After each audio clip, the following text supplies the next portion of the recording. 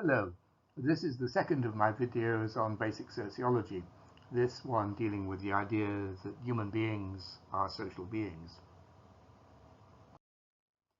For me, sociology's basic insight is the idea that human beings are social beings. We may not give much thought to this, but most human beings exist as members of one social group or another for their entire lives, whether these groups be families, circles of friends, village or neighborhood communities, bodies of students, the organizations we work for, or the social and religious associations we have. There are a few exceptions. A few adults either choose or are forced by circumstance to live by themselves, but such individuals are highly unusual. They include both religious hermits and prisoners held in solitary confinement. We should note, of course, that even the isolation of these individuals occurs only after they have survived childhood, a period of life in which interaction with other humans and nurturing by parents or parental substitutes is normally a necessary condition for survival.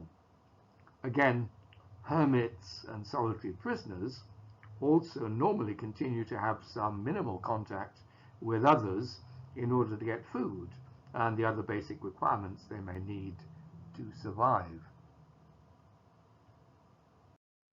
Complete isolation is largely confined to literature, however, as with Daniel Defoe's famous novel Robinson Crusoe, first published in 1719, which tells the story of a man who survives alone after being shipwrecked on a remote island.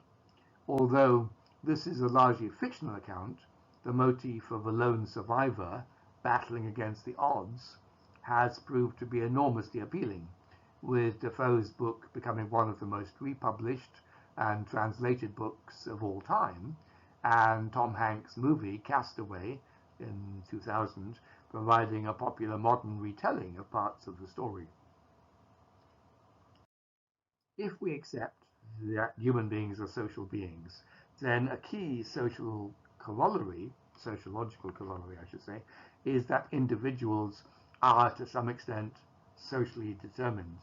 That is, part of who we are and who we think ourselves to be as individuals is determined by our membership of the various social groups we belong or have belonged to.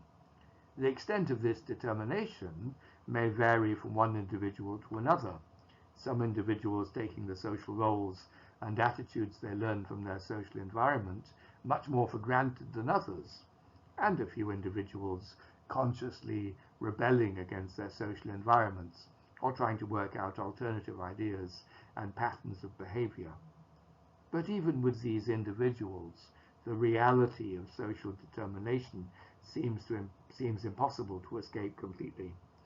As in other areas of the social sciences, we're then confronted by philosophical questions as to the extent of individual freedom and autonomy from our social environments.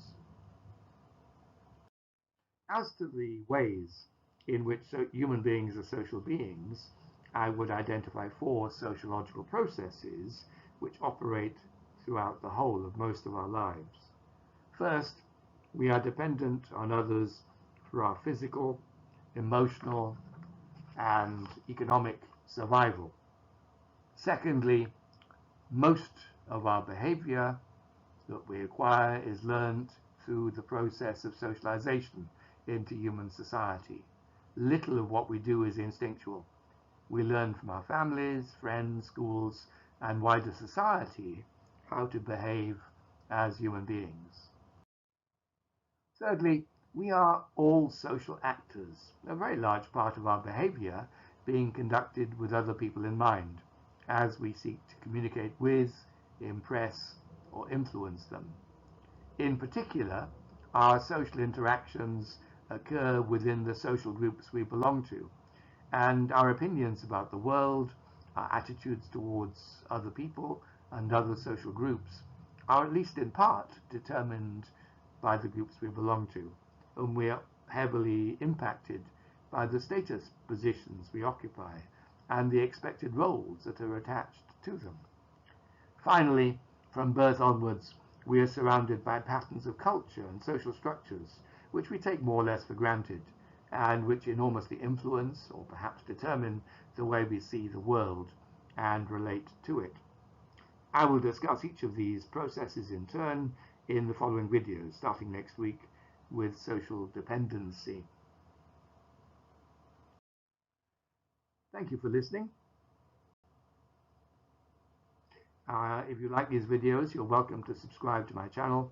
I will try to answer any questions you may have about this video in a future one.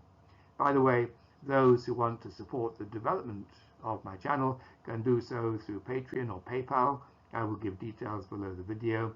You can also click the like button so that I can get an idea of which videos are of greatest interest to viewers. Have a good day.